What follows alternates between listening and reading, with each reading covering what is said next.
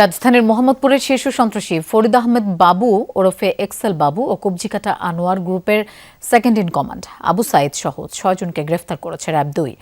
আদাবরের ছিনতাইকারী ধরতে গিয়ে পুলিশকে চাপাতির আঘাতে আহত করার ঘটনায় পরিচালিত অভিযানে গ্রেফতার করা হয় তাদের। চক্রের অন্য সদস্যদের ধরতেও অভিযান অব্যাহত রাখার কথা জানিয়েছে র্যাব। সিলন টি রপ্তানিতে শীর্ষে। মঙ্গলবার দুপুরে আদাবরের ঢাকা উদ্যানের ডেল্টা গার্মেন্টসের পাশের বাড়ি থেকে মালামাল লুট করে নিয়ে যায় একদল সন্ত্রাসী। একই দিন সকালে আদাবর শেকেরটেকে বিকাশের দোকানে চাপাতি আর সামুরাই দিয়ে কুপিয়ে লাখ টাকা ছিনিয়ে নেয় অস্ত্রধারীরা। পরপর দুটি ঘটনায় নড়েচড়ে বসে প্রশাসন, নামে অভিযানে।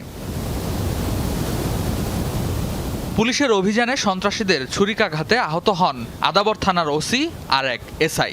আত্মরক্ষায় পুলিশ গুলি চালালে আহত হন 4 জন। তাদের গ্রেফতার করা হয়। সিকিউরিটি গার্ড ভিতরে গেছে, এর মধ্যে স্যারেরা আইসা ওইটার মধ্যে মনে করেন ওনাদেরকে আটক করছে। ওই গেট লাগানো ছিল, ওইখানে হাতাহাতি পারাপারি গোলাগুলি হয়েছে।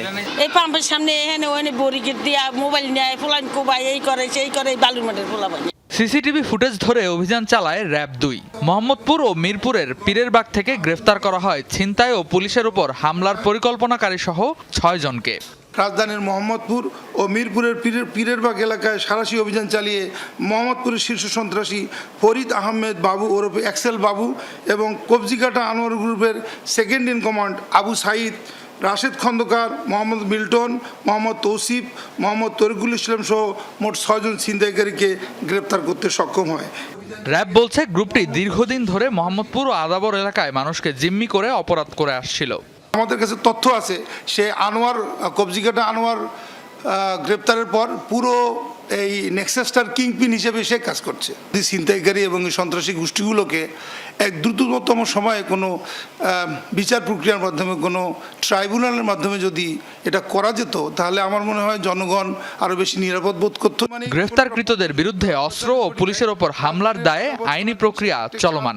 এলাকার একটি বিকাশের দোকানে ঢুকে বিকাশের এজেন্ট রেদওয়ান আহমেদ, যমুনা নিউজ, ঢাকা। কাছে থাকা 3 লাখ টাকা